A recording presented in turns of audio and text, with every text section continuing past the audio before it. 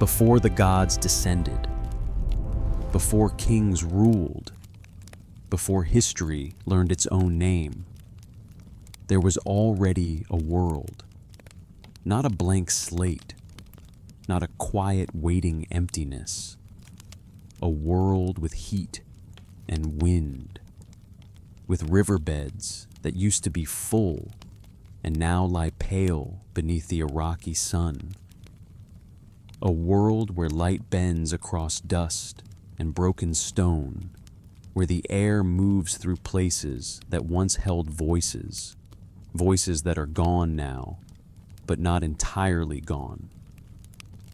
Because clay remembers. 5,000 years ago, hands pressed meaning into wet earth. Not casually, not playfully, with intention. With the strange seriousness of people who already understood something, we keep forgetting that flesh fails, and memory fails, and institutions fail. But marks in clay can outlast all of it. Triangular impressions, carefully spaced lines, wedge-shaped strokes that look simple until you realize how dense they are, how much they hold. Each impression deliberate, each mark placed as if it had to survive, not just the day, but the collapse of the day. Not just the reign of a king, but the loss of kingship itself. And it matters, maybe, that the tablets were never meant to answer our questions. They were meant to preserve theirs. They were meant to hold what they were afraid of losing. So, before we go further, if you feel drawn to stories that ask more than they resolve, stories that circle and return and refuse to hurry, then you can quietly like the video and subscribe. Not as a demand, just as a small signal that you're willing to sit with a slower kind of question. And if you're still here, if you're listening in some corner of the world where night or morning has its own weight, leave a comment where you are and what hour it is there.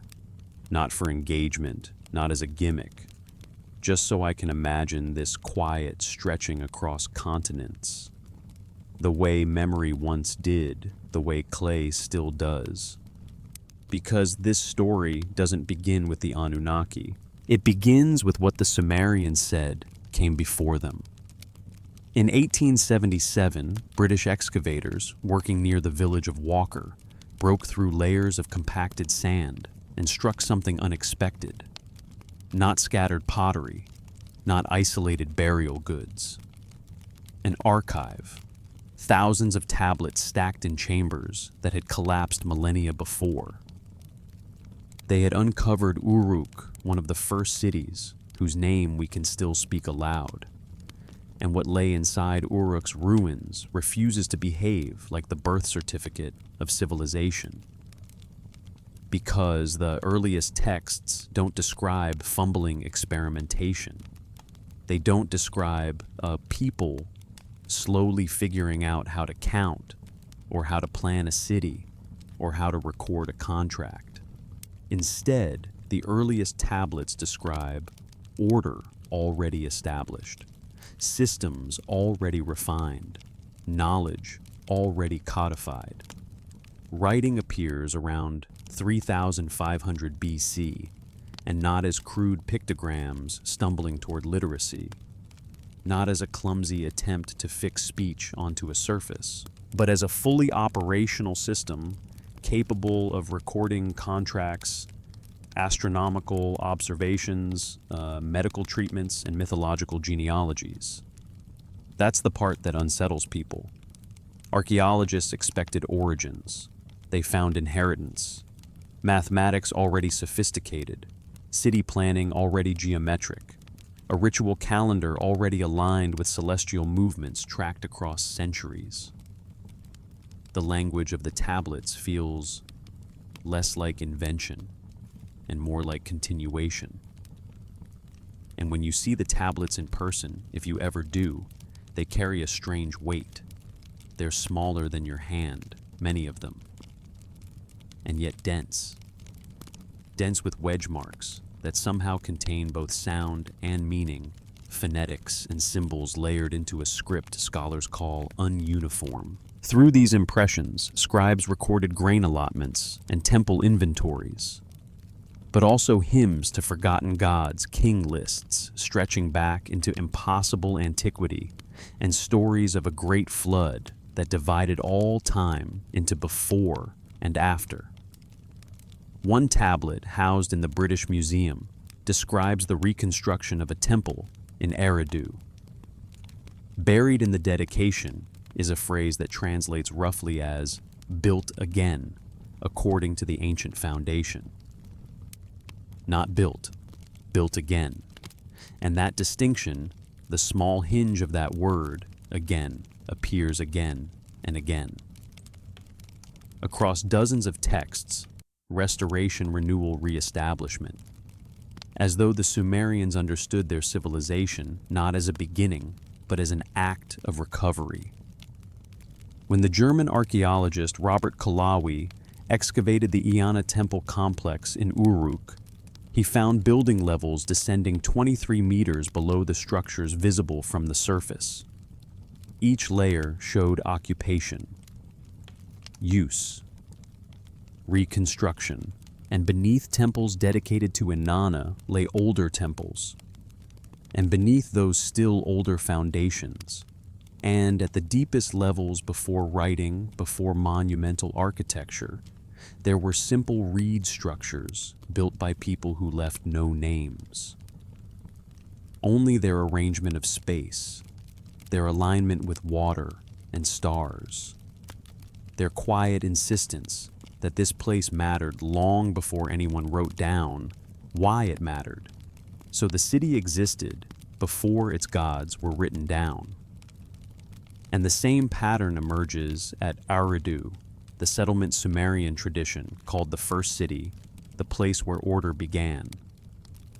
Excavation shows continuous habitation stretching back to the Ubid period, roughly 5000 BC, painted pottery, woven textiles, organized fishing, early agriculture, but no writing, no kings, just people adapting to marshlands where the Tigris and Euphrates converge, building their lives in rhythm with flood and harvest, living inside cycles so regular they can feel like law until they aren't, until something breaks. And then the record changes. Around 3000 BC, Kingship descends from heaven according to the Sumerian king list. Divine authority enters the narrative. The gods' figures, like Anu and Lil and Enki, begin assigning roles, measuring time, organizing labor.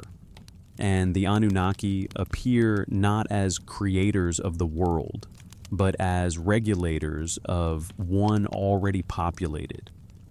That's not speculation, it's what the tablets say. In the Eridu Genesis, one of the oldest surviving creation narratives, the gods decide to establish kingship and build cities after humanity already exists.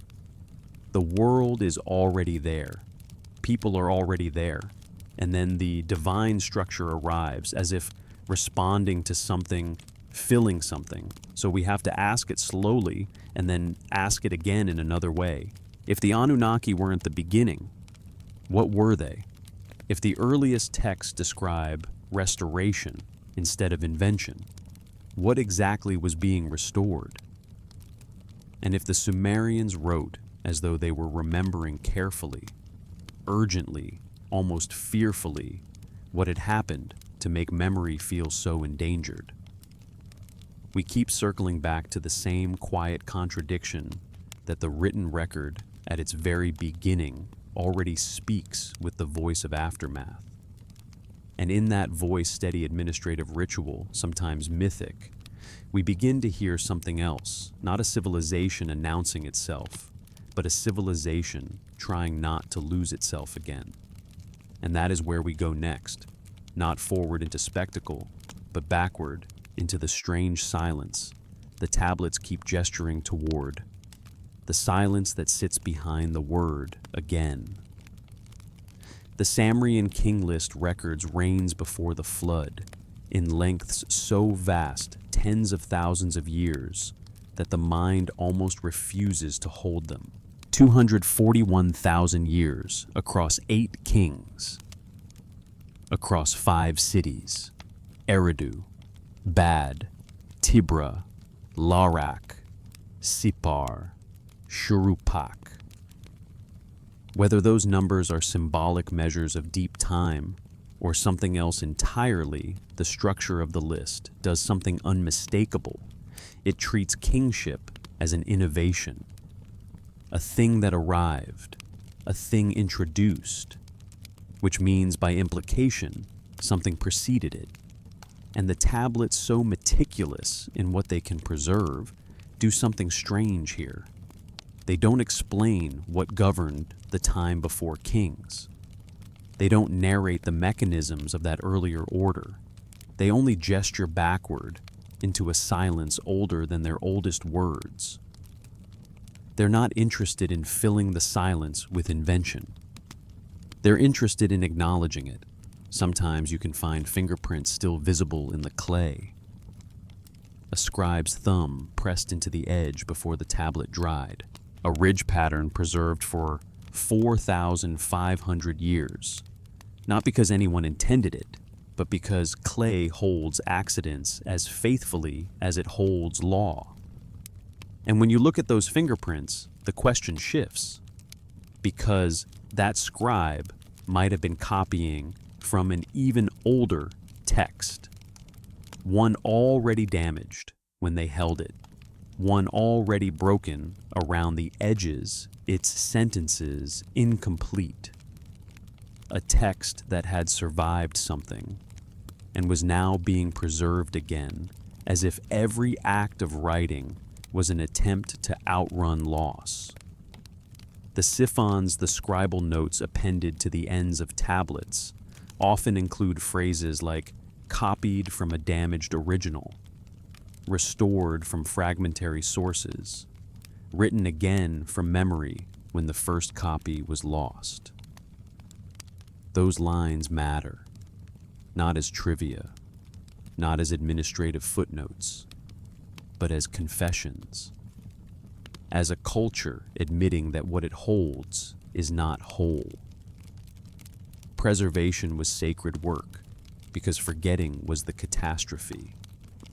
And that word catastrophe was not for them merely metaphor, because the Sumerians remembered a rupture, a flood, not simply as divine story, but as the event that split time into before and after. The flood appears in their earliest literature, not as a moral lecture, not as a punishment for wickedness, but as rupture, an erasure event that drowned cities, scattered populations, and severed continuity. And archaeology unsettlingly offers its own echoes.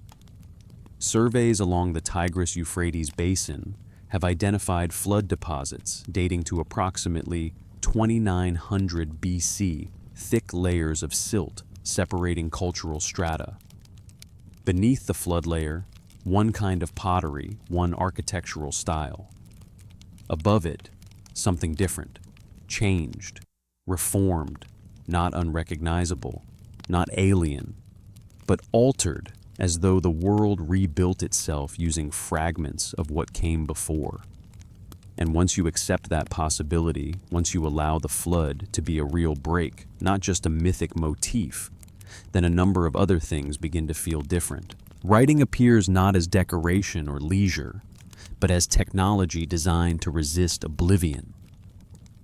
Star catalogs, boundary stones, temple dedications, legal codes, medical diagnoses, everything that mattered pressed into clay and baked hard, transformed into something that could survive water fire and the collapse of every institution that created it. The very material choice begins to look like an argument. Clay says the world can drown, but this may remain. And then, inside that post-flood urgency, the Anunnaki enter the written record. But they do not enter as creators. They enter as organizers. They assign fates. They measure justice. They authorize kings. They establish cosmic order. But they do so in a world where cities already stand, where agriculture already feeds populations, where society already functions. Divine rule fills a vacuum left by disaster, offering structure to replace whatever continuity the flood washed away. In the myth of Enki and Ninhurs, the god of wisdom distributes knowledge, agriculture, animal husbandry, craftsmanship. But the knowledge isn't described as brand new. It's described as given again, returned, made available after absence. Again. That word returns like a pulse. The same pattern appears in astronomical text, AKX, listing planetary movements and star positions, with a precision that suggests long observation, yet appearing in the written record, already complete, as if transcribed from memory rather than discovered through trial. Mathematics follows the same logic. The Sumerian base 60 system, 60 seconds, 60 minutes, 360 degrees, appears fully developed in the earliest tablets, used for calculating land areas, managing temple economies, predicting eclipses. No earlier, simpler version has been found. It simply is functioning from the moment it enters the record, and scholars predictably try to make the discomfort go away. Perhaps earlier developmental stages existed but haven't survived. Perhaps Sumerian culture emerged through slow synthesis of surrounding Ubaid populations. Perhaps the sudden complexity is an illusion created by incomplete archaeological data. Those explanations may be true. They may be partially true. They may be the best we can do with the evidence. But the tablets themselves resist the emotional logic of those explanations because the Sumerians did not write as though they were inventing. They wrote as though they were remembering, carefully, urgently, against the constant threat of loss. There's a line in a hymn to Nisaba, goddess of writing, describing her as she who holds the old tablets, not creates them, holds them, protects them, which means the role of the scribe wasn't innovation, it was custody. It was the continuation of something fragile that had already survived one ending and might not survive another. So, when we look at the Anunnaki through Sumerian eyes, the question shifts again. Not did they create us, but why did they arrive into the story after something else had ended? Not what do they begin, but what do they stabilize? They mark a transition from a world the tablets describe, but cannot fully recover, to a world of kings and cities and written law. They are not the beginning. They are inheritors, just as the Sumerians themselves were. And the world before the Anunnaki remains mostly silent. The tablets preserve only echoes, ancient plans. Knowledge restored, foundations laid again, time before the flood, when order existed without the names we now attach to it. Archaeology shows habitation. Mythology shows awareness of loss. Writing shows the desperate work of preservation.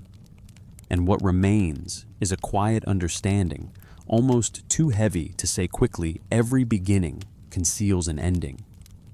History as we receive it is always a fragment of something larger, and the oldest stories we tell might be the last surviving words of stories far older, still stories that lived before writing, before kings, before the gods themselves descended to rule over what remained. And if that's true, then the next question is inevitable. If the Anunnaki arrived after forgetting, what exactly was forgotten? The archaeological timeline refuses to cooperate with our expectations of gradual progress. We want instinctively for complexity to build slowly stone by stone, generation by generation, until it finally becomes visible enough to name. But between 3,500 and 30,000 BC, something happened in southern Mesopotamia that still makes historians uncomfortable. Not a slow accumulation, a crystallization, a suddenness. Within a window of 5 centuries, a blink in the vast span of human development, nearly every element we associate with complex society appears: law codes, musical notation, surgical instruments, irrigation networks spanning hundreds of miles. Again, we can argue about missing evidence. We can remind ourselves that archaeology is incomplete. But even with that caution, the pattern keeps returning. Early. Sumer is not tentative. It is not shy. It is not half-formed. It is strangely mature. The city of Uruk provides the clearest evidence. By 3200 BC, its walls enclosed nearly 2.5 square miles, making it the largest urban center in the world at that time. And those walls weren't crude earthworks. They were engineered fortifications, 9 kilometers in circumference, built from millions of mud bricks, fitted with watchtowers and gates positioned at strategic intervals. Inside the walls, the city was organized into distinct zones: temple districts, administrative quarters, residential neighborhoods, workshop areas. Streets ran in planned networks. Drainage systems channeled waste away from living spaces. Public buildings aligned with cardinal directions and celestial reference points. This kind of planning isn't accidental. It requires geometry, surveying, materials engineering. It requires organizational capacity, the ability to coordinate thousands of laborers, to distribute food, to schedule work, to maintain order across time. And yet, no evidence exists of Uruk learning these skills through trial and error. The city appears mature from its earliest excavated levels, as though built by people who already understood architecture before they laid the first foundation. And this is where the loop returns: not created, rebuilt; not discovered, recovered; not beginning, coming in continuation. The same pattern emerges in their writing system. Proto-uniform tablets from approximately 3,300 BC show a script already capable of recording complex transactions, administrative lists, religious dedications. Within 3 centuries, it evolved into full uniform, a writing system so versatile it could capture both the sound of spoken Sumerian and abstract concepts with no single pronunciation. Over 900 signs, each with multiple meanings depending on context. To master it required years of training in specialized schools called edubis. And those student tablets survive, showing young scribes practicing the same exercises modern archaeologists study today. It's intimate, in a way, a child's hand learning a sign that will outlast empires. But the question remains stubborn. Where are the simpler precursors? Where are the experimental phases where writing is clumsy, limited, struggling to represent thought? The earliest tablets we have are already sophisticated. They record grain allotments with precision, track temple inventories across multiple categories, note astronomical observations using standardized terminology. The system works immediately because it was designed to work, not invented haphazardly, but structured deliberately. Their mathematics deepens the mystery. The base 60 system appears complete in the earliest numerical tablets, multiplication tables, reciprocal charts, methods for calculating areas of irregular fields, Volumes of granaries compound interest on loans. Scribes use this system to predict lunar eclipses, track the movements of Venus across decades, map the path of Saturn through the zodiac. One tablet from the Old Babylonian period, a copy of an older Sumerian original, calculates the square root of 2 to 6 decimal places, a precision not matched in Europe until the Renaissance. And no civilization develops that overnight. Yet the developmental stages are missing. Again, the loop returns. The system simply exists fully functional in the earliest texts. Medicine follows the same arc. Sumerian medical tablets describe surgical procedures, herbal remedies, diagnostic techniques based on symptom observation. One text lists treatments for over a dozen conditions, specifying ingredients, preparation methods, application procedures. These aren't folk remedies scribbled down randomly. They are systematized knowledge organized and preserved with the same care given to legal contracts and religious hymns. Music appears already refined. Tablets from the city of Nippur contain musical notation using a diatonic scale instructions for tuning stringed instruments' lyrics for temple hymns. The instruments' lyres, harps, drums were crafted with precision, their remains showing sophisticated understanding of acoustics and resonance. Even their legal framework arrives mature. The earliest law codes we possess, like the Code of Namu, from approximately 2100 BC reference, older legal traditions they are supposedly reforming. They distinguish between capital crimes and civil disputes, set compensation rates for injuries, establish property rights, regulate marriage contracts. This isn't primitive justice. This is complex jurisprudence that assumes precedent, assumes a remembered foundation beneath the written text. Scholars have wrestled with this anomaly for over a century. Some argue earlier developments occurred in regions not yet excavated, that flood and erosion destroyed the evidence of slow maturation. Others suggest surrounding cultures contributed knowledge that converged in southern Mesopotamia, creating the illusion of sudden emergence. And those explanations may be valid, but the Sumerians themselves wrote as though they were continuing something, not beginning it. Temple inscriptions speak of rebuilding according to ancient foundations. King lists reference dynasties before the flood that ruled for impossible lengths of time. Scribal colophons note that texts were copied from old originals now damaged. Inheritance, not invention. And everything they built cities writing mathematics laws carries the urgency of preservation, the weight of knowledge that barely survived one catastrophe and might not survive another. They weren't creating the first civilization, they were rebuilding it.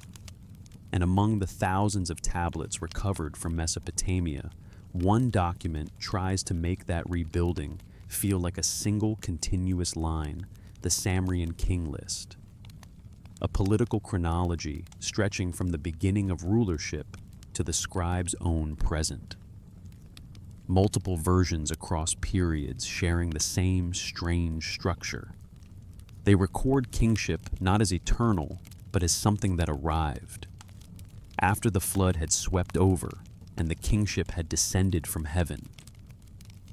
Descended, not negotiated, not evolved, not slowly formed, as though authority itself were a technology introduced into a world that had already been living without it. And that is where we go next, into that list, into its impossible durations, into its careful refusal to fill the gaps, and into what those gaps might be telling us. The Sumerian king list opens with a sentence that does more than begin a document. It establishes a worldview. After the flood had swept over and the kingship had descended from heaven, the kingship was in Eridu. It's precise, it's ceremonial, it's almost cold in its clarity.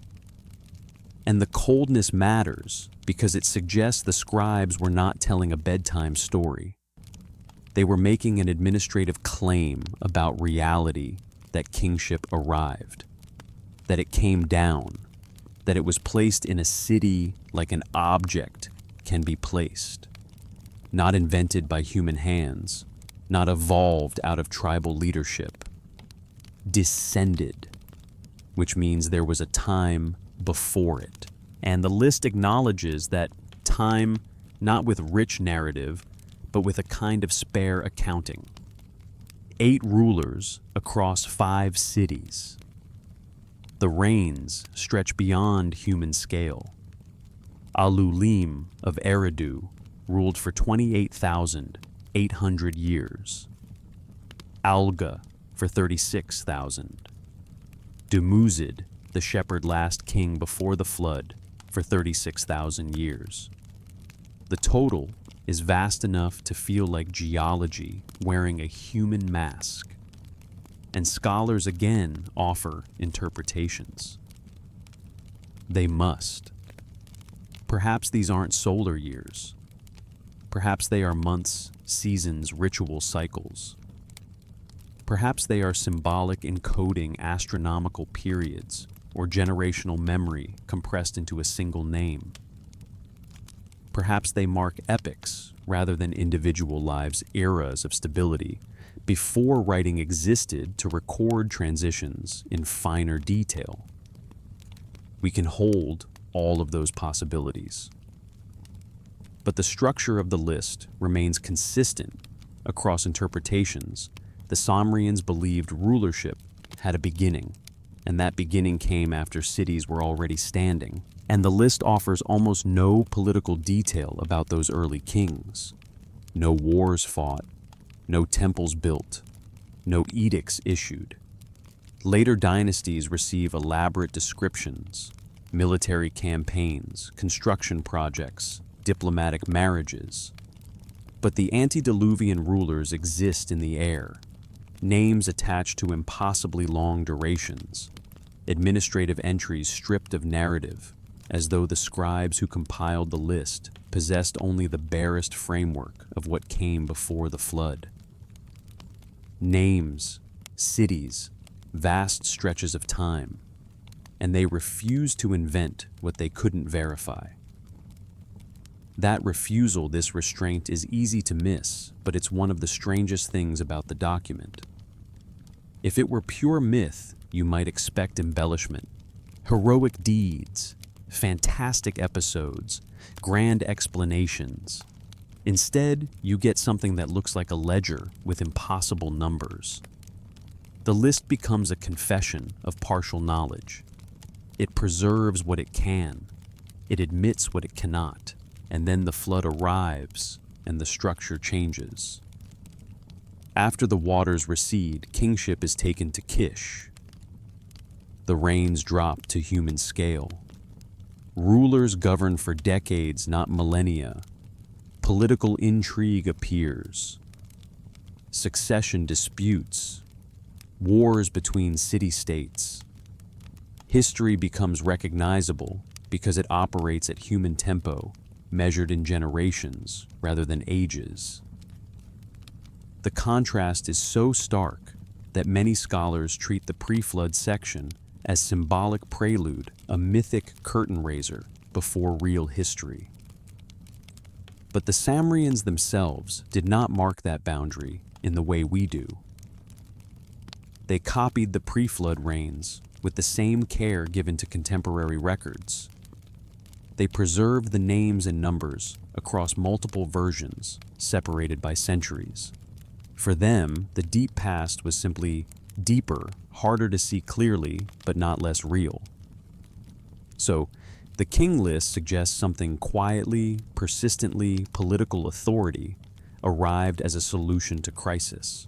Before the flood cities existed without centralized kingship, at least without kingship as the list defines it. Afterward, when populations regrouped and rebuilt, divine sanction became necessary. Order required enforcement. Memory required official custodians. The gods who descended to authorize kings weren't creating civilization.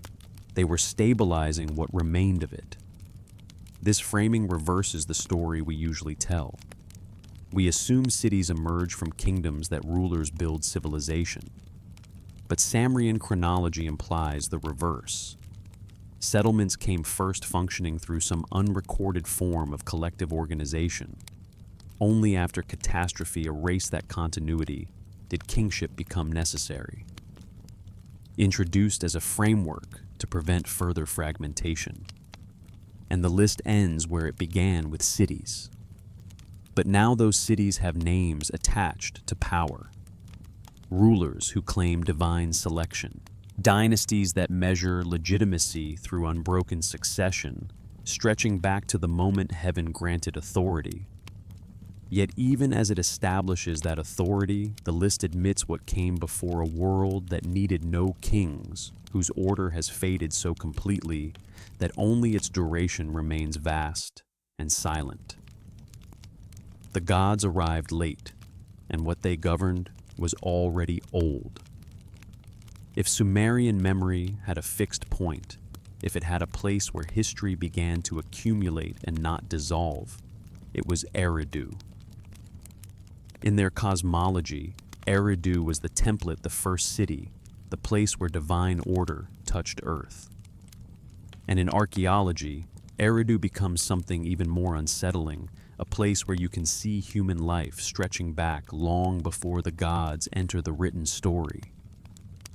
It sits in the far south of ancient Mesopotamia, where the Euphrates once fanned into marshlands before reaching the Persian Gulf. Today, it's a low mound called Tel Abu Shahin. Sand, silence. But beneath that mound are layers like time made visible. Excavations revealed occupation strata descending nearly 20 meters below the visible temple ruins. The deepest levels date to around 5,400 BC, during the Ubid period, 2,000 years before, writing 1,500 years before the king list claims kingship descended from heaven. At those earliest levels, there were no monumental structures, just reed dwellings built on low platforms to stay above seasonal flooding. Pottery shards with geometric patterns painted on buff-colored clay, fish bones, mollusk shells, stone tools, blades, and scrapers. Evidence not of primitiveness, but of adaptation. These were people who understood their environment. The marshlands of southern Iraq are unforgiving, brackish water, extreme heat, unpredictable floods. Survival required intimate knowledge of water flow, seasonal rhythm, edible plants, fish migration. And the people of Eridu built their lives around that knowledge generation after generation until the settlement became permanent. Over centuries, reed structures gave way to mud brick buildings. Small shrines appeared, modest platforms. A recognizable temple at the center by 4,500 BC. And then that temple was rebuilt again, and again, 17 times over 2,000 years. Each iteration built directly atop the ruins of the last, rising slowly toward the sky, as though rebuilding itself was sacred. And here the loop returns once more. Before gods claim cities, people build them. Before kings receive scepters, communities learn to survive. Before the written story begins, a lived story accumulates beneath it. And that accumulation, those layers, bring us toward the next question. If Eridu existed before its divine story, what else existed before the divine order arrived? And what did the flood do to that earlier, quieter order? The myth of Enki associates him with the Absu, the freshwater ocean beneath the earth, from which all rivers, springs, and wells flow. In a landscape where fresh water meant survival, where the line between marsh and solid ground shifted with every season, the god of water was the god of possibility. Enki's temple at Eridu stood at the interface between liquid and solid chaos and order. A geographic fact translated into theology. But it's important to say this slowly: the theology came later. The settlement came first. Sumerian hymns describe Eridu as the place where pure laws were first established, where cosmic order was given shape. And yet those hymns also acknowledge something that slips through the poetic certainty. Like water through reeds, Eridu existed before the gods fully organized it. One text states that when Enki arrived, the city was already there. The black-headed people were already settled. Another describes him not creating agriculture, but teaching methods to improve it. And that distinction, improve, not create, matters because it reveals a particular Sumerian awareness. They could tell even within their own sacred stories that civilization wasn't imposed from above. It grew from below. From human adaptation to place over spans so long the origins blurred into time beyond reckoning. When archaeologists excavate Eridu's 20 meters of occupation layers, they are not excavating a myth. They are excavating decisions. Lives lived. Generations that had to learn through experience how to build on land that floods. How to store grain in a climate that rots and burns. How to organize labor when survival depends on collective timing. And none of that leaves a sentence behind. Writing cannot tell you the conversations that happened inside reed huts. It cannot tell you how elders taught children where water would rise, or when fish would move, or how to read the marsh. But the layers tell you something anyway. Reed structures become mud brick, small shrines appear, modest platforms rise. By 4,500 BC, a temple stands at the center, and then it is rebuilt again and again. 17 rebuildings, each one using the ruins of the last as foundation. A civilization literally stacking itself on top of its own past. It's easy to romanticize this, but the deeper thing is simpler people stayed. They stayed long enough for rebuilding to become ritual. They stayed long enough for continuity to harden into identity. And when writing appears later and the gods take credit, the gods are stepping into a place already thick with human time. This pattern repeats across other early settlements. At burial sites predate the city's ziggurat by over 1,000 years.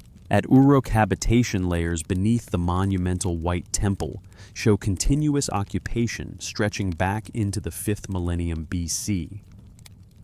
Cities didn't spring from divine command. They emerged organically, shaped by water, availability, fertile soil, defensible geography. People gathered where the land allowed gathering. They stayed where resources permitted staying. They built where floods were manageable and cropland accessible, slowly over centuries, invisible to historical record. Seasonal camps became year-round settlements. Kinship networks expanded into neighborhoods. Storage facilities appeared, then workshops, then communal buildings serving purposes we can only infer from ruins. By the time writing appears and the gods enter the documented narrative, these settlements had already developed internal structure-labor divisions, trade relationships with highland regions, where obsidian and timber could be obtained, ritual practices formalized through repetition, social hierarchies that left no written trace but must have existed for such communities to function across generations. So, the gods, when they arrive in texts, do not create this structure. They recognize it, they formalize it, they sanctify it. Enki doesn't build Eridu, he claims it as his seat. He codifies knowledge people already used: agriculture, fishing, metalwork, and transforms practical expertise into divine gift. And again, we have to ask the question twice. Not once, but twice, because once isn't enough to hold the shape of it. Why would a culture tell stories where gods arrive after humans have already built? Why would they write creation narratives that feel less like creation and more like administration? The answer the tablets suggest lies in a break. A rupture so severe it turned human continuity into fragment. A catastrophe that made divine legitimacy necessary because human legitimacy had drowned.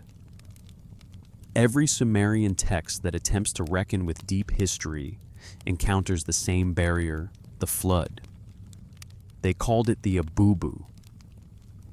The oldest surviving account appears in the Eridu Genesis, a fragmentary tablet dating to around 1700 BC, preserving a narrative far older. The text is damaged, entire sections missing. And in that damage, in that incompleteness, the story itself becomes a mirror of its subject continuity, broken then partially restored. What remains describes a world before divine intervention became formalized. Humanity exists. Cities function. Population grows dense enough to disturb the gods with noise. Not moral transgression, just clamor. The gods deliberate. Enlil decides to eliminate humanity through flood. But Enki warns a man named Zu-Sudra, build a boat, seal it with Bumanuman, bring aboard representatives of all living things. The flood comes. Waters rise for 7 days and nights. When they recede, Zu-Sudra makes offerings, and the gods grant him eternal life. The tone is matter of fact, no elaborate theology, no cosmic battle between good and evil. Just water rising, covering everything, then withdrawing to reveal a world emptied. Later versions expand the narrative. Atraces adds detail. Gilgamesh turns it into a meditation on mortality. But the core remains consistent, a deluge that erased an earlier age and forced survivors to begin again with only memory and fragments. And archaeology offers its own shadow to this tradition. Flood deposits at multiple city sites, thick layers of silt separating occupation strata. At Uruk, an 8-foot sterile layer of clay interrupting the sequence evidence of massive flooding around 2900 BC. Similar deposits at Uruk Kish Shurupak. Not simultaneous, but clustered, suggesting repeated catastrophic floods rather than a single universal deluge. These weren't ordinary seasonal inundations. Catastrophic floods could overwhelm entire regions, drowning cities on low ground, destroying crops, displacing populations that had lived in the same locations for generations. And when communities reconstituted themselves, traditions changed. Pottery styles shift. Architectural techniques shift. Burial practices shift. Below the flood layers, one pattern of life. Above them, something altered. Not a new world, but a world trying to rebuild itself with pieces. And now the loop closes again, not as conclusion, but as return. If knowledge appears already complete, perhaps it is being recovered. If cities are built according to ancient foundations, perhaps those foundations once belonged to a world the flood erased. And if gods arrive as organizers rather than creators, perhaps they are the mythic language of reconstruction authority, descending because continuity no longer rose naturally from unbroken memory. And that brings us to the next part, where the post-flood world begins writing like a civilization, trying to ensure itself against drowning, against silence, against the terrifying possibility of forgetting twice. What makes the Sumerian flood accounts distinctive is not only what they describe, but how they describe it. They don't moralize. The flood isn't framed as punishment for wickedness. It is disruption, catastrophe, the breaking of an established order. Cities are listed Eridu, Badara, Larak, Sipar, Shurapak, and then the text notes simply that afterward, those dynasties ended. Kingship had to be taken to new cities. New rulers had to be established. Continuity was gone. That more than spectacle is the emphasis. Not the drama of destruction, but the emptiness after the administrative problem of rebuilding a world that had been operating and then suddenly wasn't. When Leonard Woolley uncovered an 8-foot sterile layer of clay interrupting the archaeological sequence at Uruk, the visual is stark, even without poetry, a clean break in the earth itself, as if the ground is confessing that something wiped the slate and then wrote again on top. And because similar deposits appear elsewhere, Uruk, Kish, Shurapak, the tradition begins to feel less like a single story and more like a memory of repeated trauma floods clustered within centuries, cities drowning and refilling populations scattering and returning traditions disrupted and reformed. These floods weren't the gentle seasonal inundations that made agriculture possible. They were the kind of overwhelming water that erases, the kind that turns homes into mud and turns archives into silence. And once you accept that flood as rupture, the post-flood world becomes easier to recognize, not as sudden miracle, but as deliberate recovery. Writing wasn't just record-keeping, it was insurance, a technology designed to outlast water and time. Clay could be buried forgotten and still survive. Wood rots, papyrus dissolves, leather decays. But clay baked hard can persist through centuries of neglect, even through the collapse of the culture that created it. The script itself, with its wedge-shaped impressions, was difficult to erase once dried.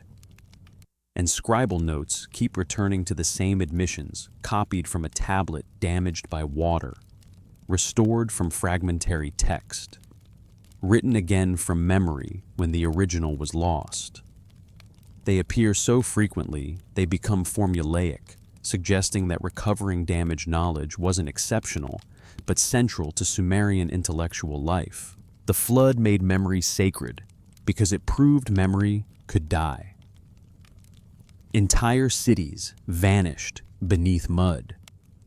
Generations of accumulated wisdom dissolved when elders drowned and children survived without teachers. Technologies were lost when specialists perished. The slow thread that allows cultures to build incrementally across centuries snapped. So what came after had to be pieced together. Survivors' recollections, fragmentary tools, damaged structures, hinting at techniques no longer fully understood.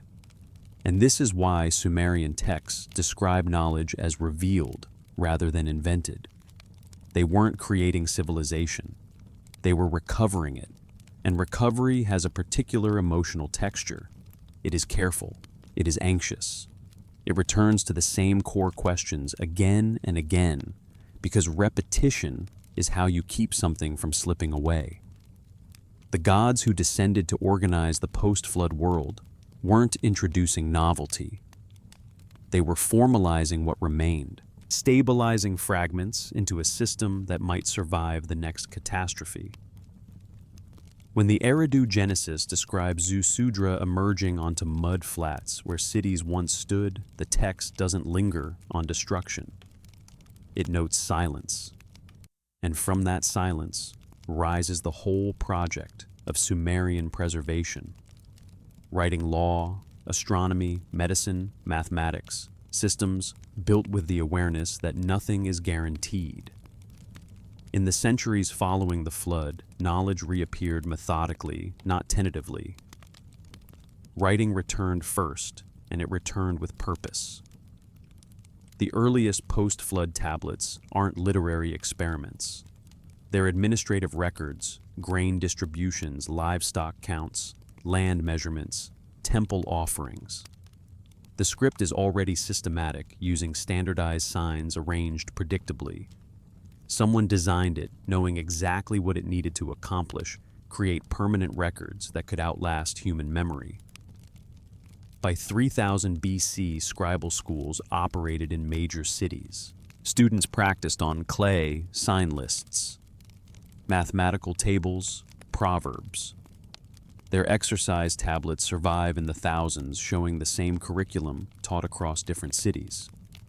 Learn the signs, master the number system, memorize the traditional phrases. Education was standardized because knowledge was too valuable to leave to improvisation. Scribes didn't see themselves as explorers.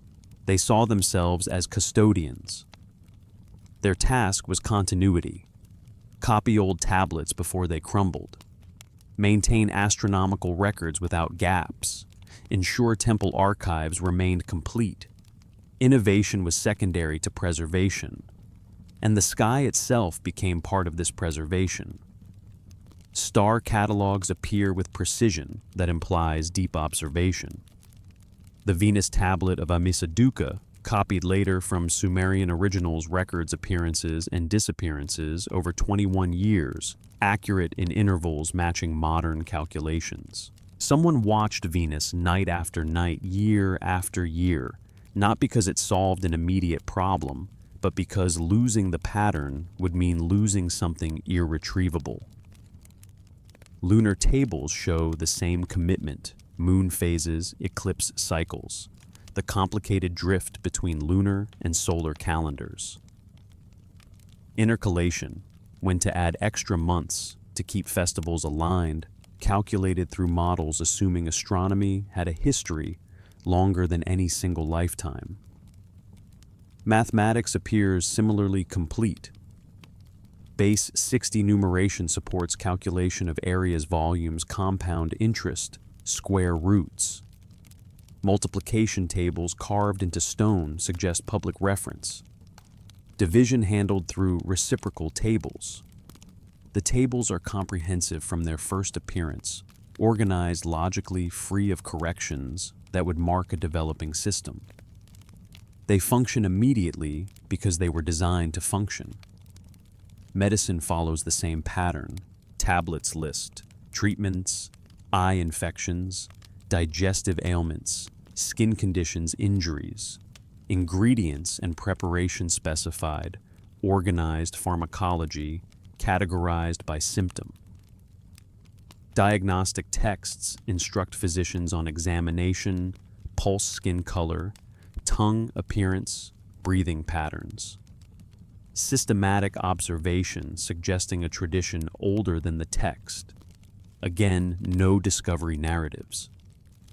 The knowledge is presented as established practice, as though the trial period happened elsewhere else when leaving only successful methods to preserve. Across disciplines, the framing repeats recovery rather than invention. Legal codes reference older laws. Temple hymns call themselves copies of ancient originals. Architectural plans follow designs described as older than memory, and scribes add prayers to colophons. May Nasaba guard these words from flood, from fire, from the hand of the wicked. Libraries become fortresses. At Nippur Temple, archives include drainage channels to prevent water damage. Clay boxes protect valuable texts. Catalog tablets list holdings so specific works can be found. Institutional memory made physical, all of it driven by one fear that the silence after the flood could return. And it's in that post-flood world obsessed with continuity that the Anunnaki enter the written record, not with creation, but with administration. And that's where we go next, into what it means for gods to arrive late, not as makers, but as regulators of a world trying to hold itself together. The Anunnaki enter the written record not with the language of beginnings, but with the language of management. Their earliest appearances occur in texts dating to the mid-3rd millennium BC. Shortly after writing becomes widespread enough to record mythology alongside economic transactions.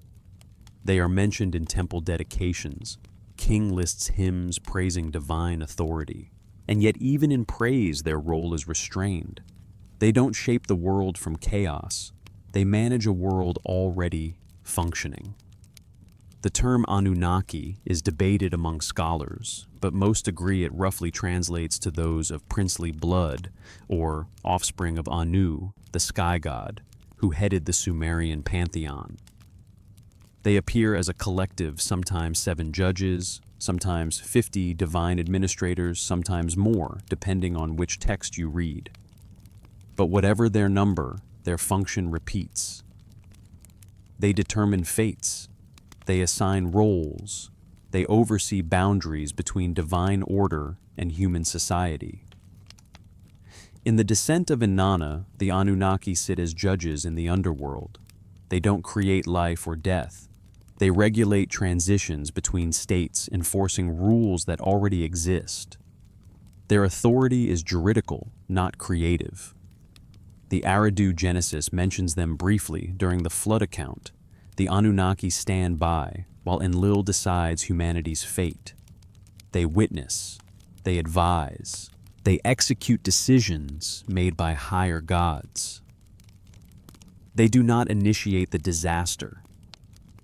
They respond to a situation already unfolding. This pattern repeats across texts. In hymns, the Anunnaki assign divine responsibilities: who governs which city, which deity oversees agriculture, who judges disputes among gods. In creation accounts like the Enuma Elish, later Babylonian drawing on Sumerian tradition, the verbs associated with them are organization and division. They partition. They establish systems. They institute sacrifice and calendrical order. Administration again, not invention, not genesis. And their relationship with kingship reveals something even clearer. When the Sumerian king list states that kingship descended from heaven, it is the divine assembly, often framed through figures like the Anunnaki, that legitimizes earthly rulers. Kings receive authority through divine sanction. The language is ceremonial. The scepter transferred legitimacy, bestowed. One inscription describes a king receiving the scepter from the hand of the Anunnaki. The gesture feels less like supernatural empowerment and more like bureaucratic authorization, an official endorsement of responsibility. The king becomes an intermediary between divine expectation and human capability. And what is the king responsible for maintaining systems that already exist? Agriculture law, temple, ritual trade, labor, organization. The Anunnaki didn't create these systems. They formalized them.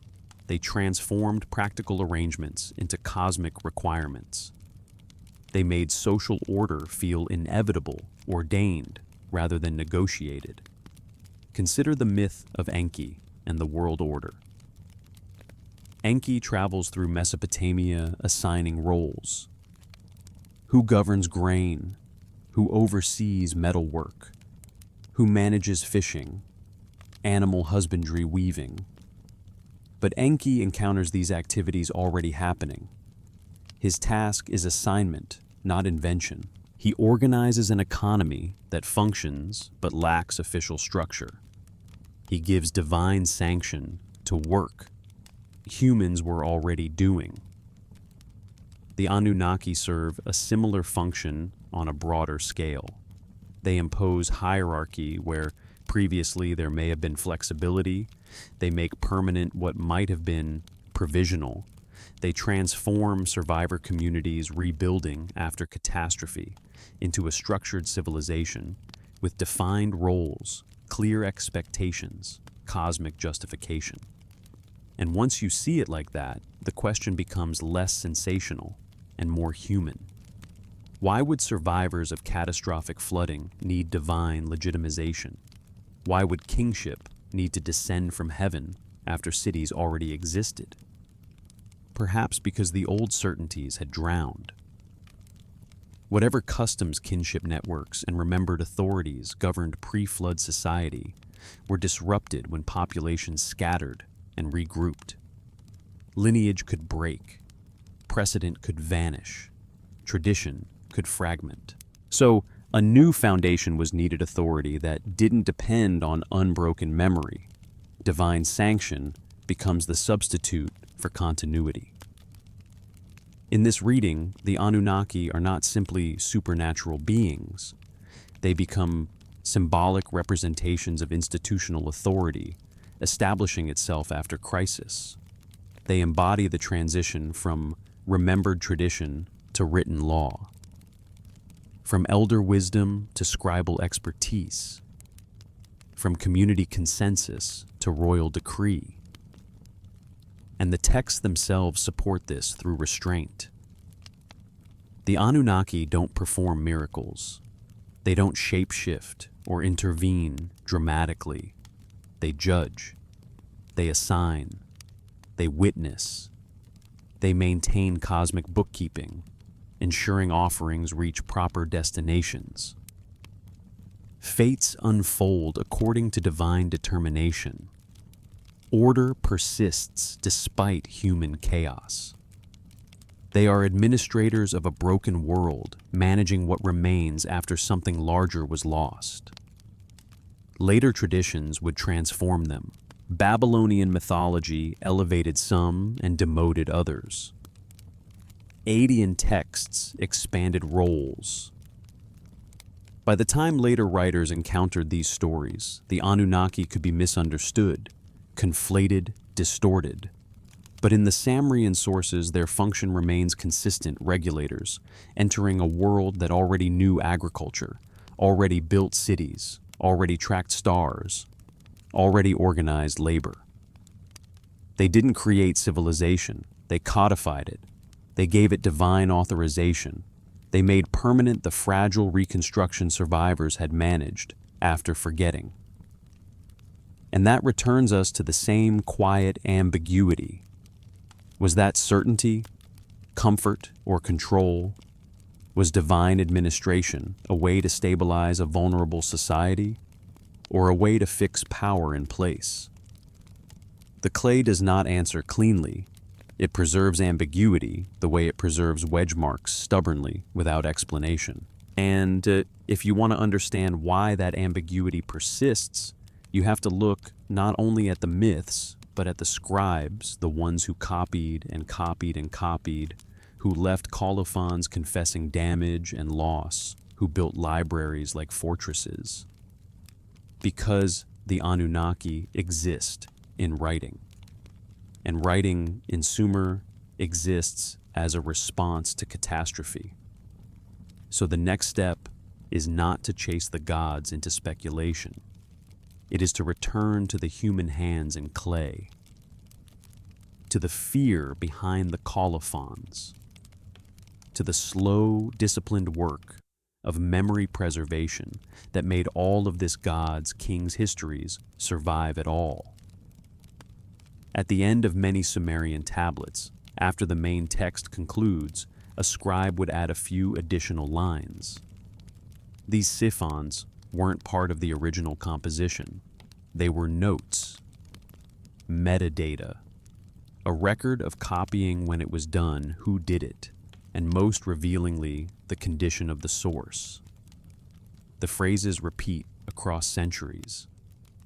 Copied from a tablet worn by time, restored from a damaged original found in the temple archive, written again from memory when the first copy was lost to water, transcribed from fragmentary text, some lines missing.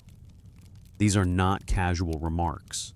They are confessions of fragility, acknowledgments that every text exists in precarious relationship with oblivion. The scribes understood that clay could crack a road, be shattered. Writing was safer than memory, but still vulnerable. So they copied obsessively ritually, almost as though copying itself was sacred. Sometimes a colophon becomes prayer. May Nisaba, Lady of Wisdom, preserve these words. May no hand damage what has been written here. Cursed be he who erases this tablet or carries it away. The curses suggest real anxiety. Tablets were valuable, portable subject to theft or deliberate destruction. Protecting them required physical security and supernatural deterrent. But the deeper concern wasn't theft. It was time, the slow erosion that turns careful inscriptions into illegible fragments. The quiet decay that makes words vanish as though they were never written. Libraries were built as fortresses against that decay. At Nippur Temple, complexes included archive rooms with specialized storage. Tablets organized by subject economic records in one section, literary texts in another, astronomical observations in a third. Catalog tablets listed contents, allowing scribes to locate specific works without disturbing entire collections. Some tablets stored in clay boxes with fitted lids, protecting them from dust and moisture. Most important texts kept in inner rooms with limited access. This wasn't casual organization. This was institutional memory made physical, structured to survive beyond any individual librarian. Assuming continuity across generations, scribes not yet born would need to find texts created by scribes long dead. And then there's the language itself. By the Old Babylonian period around 2000 BC, Sumerian was no longer spoken in daily life. Idian had become vernacular across Mesopotamia, yet Sumerian remained the language of scholarship, religion, high culture. Scribes learned it the way later scholars would learn Latin, as gateway to ancient texts, as mark of education, as connection to tradition. This created a strange situation. Scribes copied texts in a language learned artificially through study rather than childhood. They weren't native speakers preserving their own living literature. They were specialists maintaining knowledge across a linguistic divide. Sometimes they added Adian glosses to help readers understand difficult passages. But they kept the Sumerian intact. Why preserve a dead language? Because the knowledge it contained was considered irreplaceable. Astronomical tables, medical texts, mythic cycles, mathematical treatises. Translating risked error, risked losing nuance and severing connection to originals. Better to teach new generations to read Sumerian than to trust translations. So, scribal schools drilled students in grammar, vocabulary, sign values. Students copied the same literary works their teachers copied. Teachers copied from their teachers. Sources reaching back to earliest writing. A chain of transmission becomes sacred. Each scribe, a link connecting past to future, ensuring nothing breaks. And sometimes when examining tablets closely, you see the fingerprints. A scribe's thumb pressed into wet clay while holding the tablet steady. A ridge pattern preserved frozen in the moment of writing. Accidental, yes, but intimate. That fingerprint belongs to someone who lived 4,000 years ago, someone whose name we might know if the tablet includes a colophon, someone whose thoughts we can partly reconstruct from the text they copied. In that print, the distance collapses for a second. Human hands haven't changed, but what those hands built has fallen to ruin. The scribes understood themselves as guardians, not authors. Training emphasized accuracy over creativity. Student exercises show passages copied repeatedly until sign formation became automatic. Master scribes checked student work, correcting deviations from standard forms. Innovation discouraged. Faithful reproduction mattered. This wasn't stifling. It was survival strategy. Civilization from the Sumerian perspective existed only as long as memory persisted. Memory persisted through writing. Writing persisted through copying. Copying required discipline, institutional support, religious justification, strong enough to motivate scribes through tedious work. Sometimes scribes struggled with damaged sources and wrote notes. This section unclear in the original. 5 lines missing here. End of tablet broken away.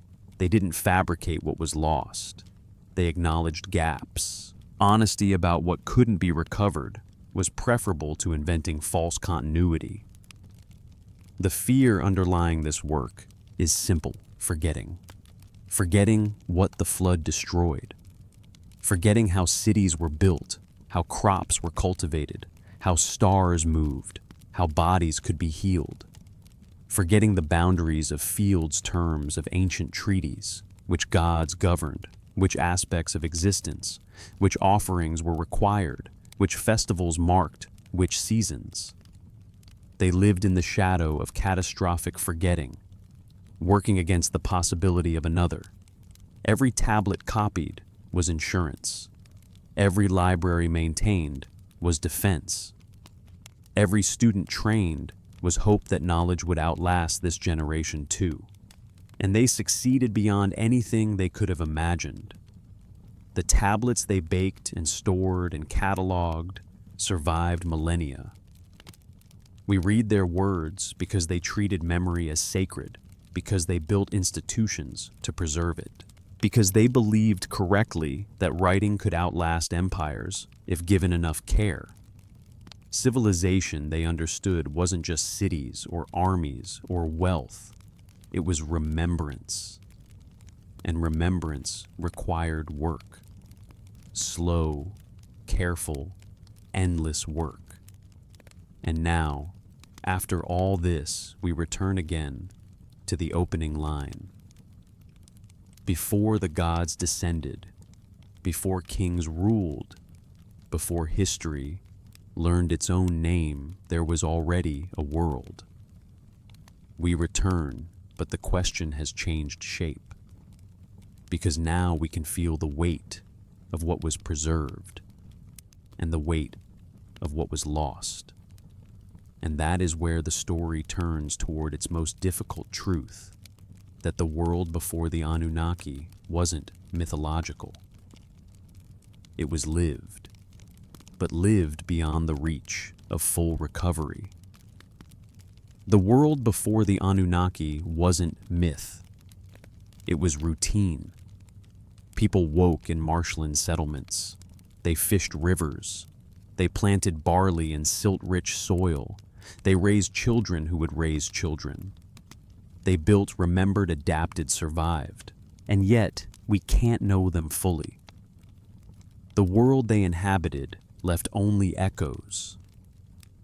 Archaeology gives us foundations, but not conversations. Pottery shards, but not the hands that shaped them, or why certain patterns mattered. Temples built over temples, descending through layers, centuries stacked like sediment. But rituals performed there, doubts whispered there, prayers spoken there, those dissolved with voices that carried them. The deepest occupation layers at Eridu date back 6,500 years, 3 millennia before writing. 3,000 years of human presence leaving no words, only objects. Clay vessels, stone tools, ash from cooking fires, post holes marking where structures once stood. We can measure those post holes, estimate building height, infer population. But we can't recover what they believed. We can't see how they organized themselves. We can't hear the stories they told to explain the world. The flood erased even more. Whatever continuity existed before the waters rose, kinship networks, oral traditions, technical knowledge passed from expert to apprentice was broken when communities scattered. Some knowledge survived in memory, some was lost entirely. Some persisted in fragmentary form, partially understood by those who tried to preserve it. So when writing appears after that rupture, it captures a world already trying to remember. The texts describe restoration, not creation. They reference ancient foundations, older tablets, knowledge revealed again. They position the gods and the Anunnaki among them as organizers of a diminished world, administrators managing what remained after something larger had been lost. In that sense, the Anunnaki mark a threshold, not the beginning of civilization, the transition from one mode of existence to another, from remembered wholeness to managed fragments, from oral continuity to written preservation, from organic community to structured state. They represent the moment authority required divine justification because human tradition had been interrupted, when kingship descended because earlier forms of governance drowned with the cities they served. What came before remains unknowable in specifics. We have king lists with impossible reigns stretching across deep time. We have flood myths describing a destroyed world. We have archaeological layers showing habitation before writing, before monumental architecture, before centralized authority. We have cities that existed for centuries before their gods were named in texts. We have mathematics and astronomy appearing refined as though transcribed from knowledge held elsewhere. But we don't have the story those fragments once told when whole. History as we receive it is incomplete. The Sumerian scribes knew this. Their colophons confess it. Copied from a damaged original, some lines missing, end of tablet broken away. They worked with ruins. They preserved what could be preserved. They acknowledged what was lost. And we inherit the same fragmentation. The tablets themselves are fractured, entire libraries destroyed, texts surviving in single damaged copies, narratives known only through references in other works. What we call Sumerian civilization is the portion that survived 4,000 years of erosion, conquest, neglect, chance. And the world before the Anunnaki suffers even deeper incompleteness. It exists as absence, as the space before the gods enter, as the silence writing was invented to fill. We know it was there. The texts insist upon it. Archaeology confirms habitation. Flood myths describe what was destroyed. But the texture of that world, how it felt to live in it, what it understood about itself, remains beyond recovery. Memory drifts like silt settling in layers, obscuring what lies beneath. Each generation inherits fragments, interprets them, passes on interpretations that become new fragments. Distance grows. Original context fades. Eventually, what survives is outline without detail, shape without substance. The knowledge that something existed without certainty about what that something was. The Sumerians lived in that uncertainty. They remembered the flood, but couldn't fully recover what it took. They copied ancient texts without always understanding them. They preserved knowledge whose origins they couldn't trace. They built according to plans described as older than their oldest records. They knew they were heirs to something, but inheritance is always partial. The past gives pieces, not wholeness. So we are left with questions that refuse definitive answers. Did the Anunnaki represent actual beings, travelers, teachers, remnants of an earlier sophisticated culture? Or Were they symbolic figures, mythological crystallizations of institutional authority emerging after crisis? Were they memory personified, the attempt to give divine legitimacy to knowledge that survived catastrophe but lost its human lineage? The tablets don't resolve this. They weren't written to satisfy our curiosity. They were written to preserve what scribes believed mattered, the order that emerged from chaos, the continuity connecting their present to an unrecoverable past. What remains certain is simple and enormous. Before the gods descended, there was already a world. People lived in it. Then came catastrophe. Then came rebuilding. Then came preservation, driven by awareness that memory could die, that entire ages could vanish. And without writing, without libraries, without scribes copying damaged texts in dead languages, the thread would snap again. The world never fully written down still whispers through what was. If you listen carefully to the silence between wedge marks, you might almost hear it. The hum of voices in an Ubid settlement, water moving through reeds, the rhythm of work performed before anyone thought to record it. Before kings claim divine sanction, before gods are named as administrators of fate. But perhaps that's our desire for certainty, speaking. Perhaps the silence is just silence. And the world before the Anunnaki remains what it has always been. Presence felt, but not fully known, remembered, but not recovered, acknowledged, in every text that describes restoration instead of creation. And so, the question shifts again.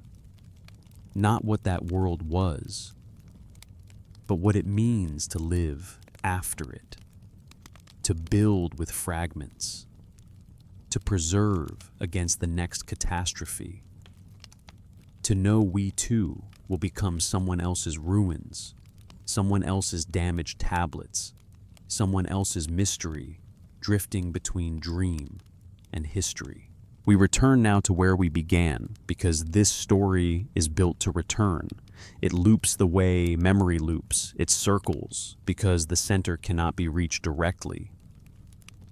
Before the gods descended, before kings ruled, before history learned its own name, there was already a world.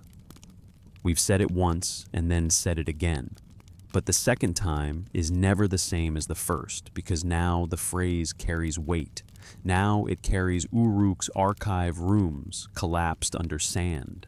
It carries Eridu's layers 20 meters deep. It carries colophons admitting damage and loss. It carries flood deposit silt separating one life pattern from another. So the opening line becomes less poetic and more factual, and the fact becomes less stable the closer you look. Because what do we mean by world? Do we mean cities already functioning? Do we mean agriculture already feeding people? Do we mean knowledge already present but not fully traceable? Or do we mean something even more difficult? Something that the tablets hint at but cannot reconstruct, a continuity that once existed and then broke. History begins when writing begins, and writing begins as preservation, which means history begins in fear, fear of forgetting, fear of another flood, fear that what survived once might not survive again. This is why Sumerian writing is so often a language of again, built again according to the ancient foundation, copied again from an older tablet, restored again from fragmentary sources, given again revealed, again returned again. The culture that invented writing in clay did not imagine itself as inventing from nothing. It imagined itself as holding on. It imagined itself as rebuilding. And that framing changes the role of the Anunnaki.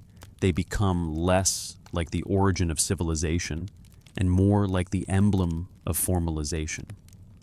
They arrive when systems require legitimacy beyond human memory. They arrive when kingship needs to descend because human continuity can no longer carry authority naturally. They arrive when community becomes state, when custom becomes law, when survival becomes administration. And perhaps that is why they are judges, why they sit in councils, why they assign, regulate, authorize, because they embody a world trying to secure itself against fragility. But even this, too, must be said twice because once isn't enough. The Anunnaki do not appear as creators. They appear as inheritors. They appear inside a record that already feels like aftermath. They govern a world already old. And if they are latecomers in the narrative, it suggests something uncomfortable, that our instinct to treat the oldest written gods as the beginning is itself a misunderstanding. The beginning was earlier. The beginning was unwritten. The beginning was a lived world whose details dissolved into silence. And then catastrophe made the unwritten world impossible to recover fully. So writing begins not to celebrate invention, but to defend what remains. This is why the scribes matter so much, because they didn't just preserve texts. They preserved the shape of loss. They left us their honesty about damage. They left us their refusal to invent missing lines. They left us catalog systems, archive rooms, standardized curricula. They built a memory machine strong enough to outlast empires. And in doing so, they created a paradox. We know Sumer because they feared forgetting Sumer. We hold their words because they believed the world could end again, which means the entire surviving story is shaped by the awareness of rupture. The flood is not merely a plot point. It is the logic beneath everything. It explains why knowledge appears complete. It is recovered. It explains why cities are rebuilt according to ancient foundations they are reconstructing. It explains why kingship descends, legitimacy must be reestablished. It explains why the Anunnaki administer. Rather than create, they stabilize fragments into order. And that brings us to the unresolved questions, the ones the tablets keep circling without answering. Were the Anunnaki literal beings or symbolic authorities? Were they memory given divine form? Were they the mythic language of institutions emerging after crisis? The texts are ambiguous, and the ambiguity feels intentional, not careless, because the tablets weren't written to resolve. They were written to preserve. And preservation often means preserving uncertainty, because certainty would require invention. So we are left like the scribes with fragments. We inherit their damaged originals. We inherit their missing lines. We inherit this section unclear. And perhaps the most honest posture is to sit inside that uncertainty the way they did, to accept that what came before the Anunnaki is partly unrecoverable, to accept that what we call beginnings are often survivals, to accept that every civilization, like every tablet, exists in fragile relationship with time. If this reflection lands with you, if you want to keep moving through the loop rather than rushing past it, you can stay with the series quietly. No dramatic call needed, just continue listening, because we're not done returning. In the final parts, the story becomes less about what happened in Mesopotamia and more about what it means that the oldest written voices we have are voices of preservation rather than invention. What it means that history begins not with confidence, but with fear.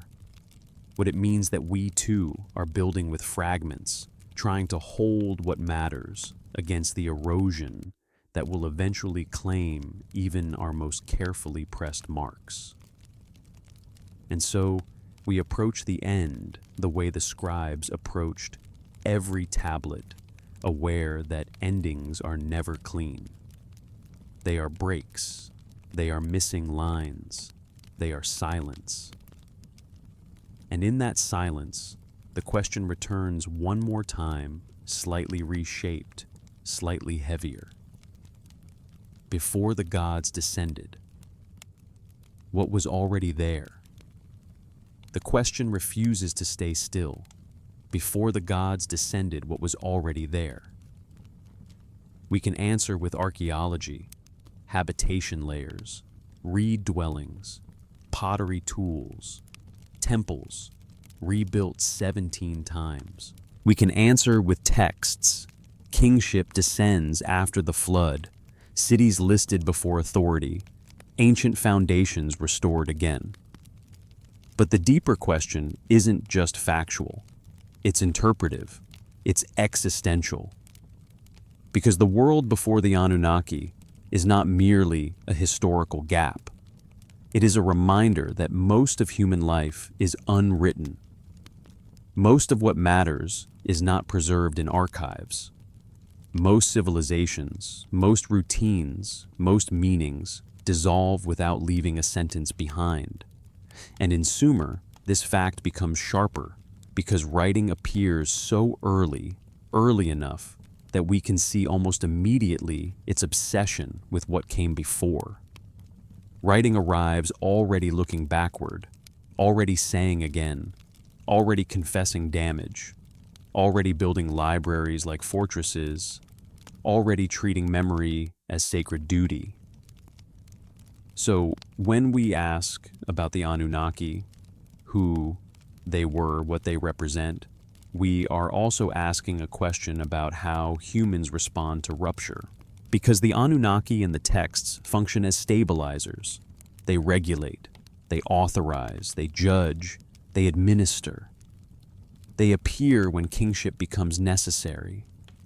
They appear when legitimacy must be anchored in heaven because earth has lost its own continuity. And the temptation always is to leap from this into speculation, to turn the ambiguity into certainty by filling the silence with new stories. But the discipline of the tablets is the opposite. The scribes did not fill gaps with invention. They marked them. They confessed them. They said fragmentary, damaged, missing. So perhaps our most honest approach is to do what the tablets do, to hold multiple possibilities without forcing closure. Did the Anunnaki represent actual beings, travelers, teachers, remnants of an earlier culture? The idea appears as a question in the text. We have not as resolved fact. Did they represent symbolic figures, mythic crystallizations of institutional authority? Again, the texts support such a reading through their administrative emphasis, but do not declare it. Were they memory personified, a way to legitimize knowledge that survived catastrophe but lost human lineage? The logic fits the post-flood obsession with preservation, but the clay remains quiet. So the tablets leave us with something more subtle than an answer. They leave us with a posture, the willingness to live after loss, without pretending loss didn't happen. Sumerian culture understood itself as heir, as inheritor, as rebuilder. An inheritance always arrives incomplete. You receive what survived. You do not receive what was. You build from fragments, and in building, you create new structures that must still acknowledge the older foundations beneath them. That is why, again, matters so much. It is not only repetition, it is acknowledgement. It says something was here before. It says we are not first. It says our order rests on older order we cannot fully see. And that recognition changes how you hear the opening line. Before the gods descended, there was already a world. Not just a world of objects and habitats, but a world of meaning carried by voices that faded. A world of human organization that worked without kingship until kingship became necessary. A world of knowledge refined through generations until refinement was interrupted. A world that may have been whole in ways we can no longer describe because the flood and time dissolved its details. And so the story ends where memory fades into silence. Not because silence is romantic, but because silence is honest. We can excavate foundations. We can translate wedge marks. We can trace flood deposits. But we cannot fully recover the lived texture of a world that existed 3 millennia before writing. We cannot reconstruct the stories told in reed huts. We cannot hear the tone of voices in marketplaces long buried. We cannot know the private doubts of people whose names were never written. And in that sense, the world before the Anunnaki is not just Sumer's past, it is everyone's past. It is the reminder that history is a thin layer atop an ocean of unrecorded life. And perhaps that is why Sumerian scribes treated writing like sacred labor, because they knew from catastrophe that without writing, the thread snaps. They knew that without copying, nothing remains. They lived in the shadow of that knowledge, and they built a response: clay tablets, archives, curricula, colophons, prayers, curses. They built a system designed to resist silence. And it worked partly. It worked enough that we are here reading them, listening to them, turning their fragments into questions. But their success is also their warning. Because the tablet survives, yes, but the world behind it remains partly lost. The scribe's fingerprint survives, but the scribe's breath does not. The king list preserves names, but it cannot preserve the texture of the years it counts. The flood myth preserves a narrative of rupture, but it cannot restore what rupture destroyed. So we end with the same question asked again, not for answer, but for contemplation. What does it mean to live after forgetting? What does it mean to rebuild? Knowing your foundations are older than your memory. What does it mean to preserve, not because you will win against time, but because the work of preservation is itself the only resistance you have? If you feel the weight of that, if you want to keep circling these questions rather than escaping them, stay close. The final part doesn't conclude with certainty. It concludes the way the tablets conclude, with a recognition of loss and with a quiet insistence that remembering matters even when it cannot be complete. The story ends where memory fades into silence. And that line too has to be spoken more than once, because endings are never just endings. They are boundaries we draw around what survived. They are the places where the tablet breaks. They are the missing lines the scribe refused to invent. They are the edge of the clay where a thumb once pressed and then lifted away. Before the gods descended, before kings ruled, before history learned its own name, there was already a world. We return to it again, not because repetition is inefficient, but because repetition is the only honest way to approach something you can't fully recover. The world before the Anunnaki remains what it has always been: presence felt but not fully known. It is acknowledged in every phrase of restoration. It is implied in every built again. It is behind every confession of copied from a damaged original. It is the reason writing appears with urgency rather than play, because writing begins not with confidence, but with fear. Fear that the flood could happen again. Fear that memory could die again. Fear that civilization is not a permanent state, but a fragile chain, one broken link away from silence. And then the Anunnaki enter, and they enter as administrators, not creators, not inventors of the world, but regulators of what remains. Judges in the underworld, sanctioners of kingship, assigners of roles. They arrive when order needs legitimacy. They arrive when authority must be anchored in heaven because earth has lost its unbroken lineage.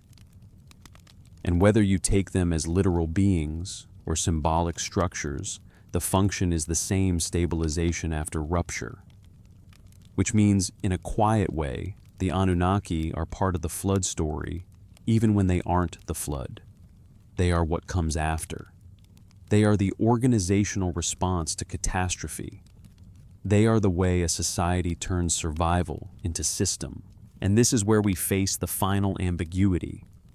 Because the tablets do not give us closure. They do not resolve what the world before the flood was. They do not tell us how cities functioned without kingship. They do not reveal the full lineage of knowledge that appears already refined. They leave us with fragments, with echoes, with references to older tablets now damaged. They leave us with a world that seems to have ended before it could fully be written down. And perhaps that is the deepest lesson of the Sumerian archive. Not that gods descended, not that kings ruled, not even that writing was invented, but that history itself is a survivor. What we call the beginning is often the part that endured, not the part that started. The oldest stories we have might be the last surviving words of much older stories. The oldest tablets might be copies of older originals, already broken when the scribe held them. The oldest laws might be reforms of traditions that existed unwritten for centuries. The oldest gods might be names placed onto forces and structures that people lived inside long before they named them. So the question changes shape one final time. Not who were the Anunnaki, but why do we keep needing beginnings to be clean? Why do we keep wanting origins to be singular and certain? The Sumerian record resists that desire. It insists that beginnings conceal endings. It insists that order is often rebuilt, not born. It insists that memory is work, not inheritance. And if you listen carefully, really carefully, to the silence between wedge marks pressed into clay, you might almost hear what the tablets cannot say directly. The hum of voices in a settlement before writing. Water moving through marsh reeds. The rhythm of labor performed before kings claimed divine sanction. Before gods were named as administrators of fate. But perhaps that's only our longing speaking. Perhaps the silence is just silence.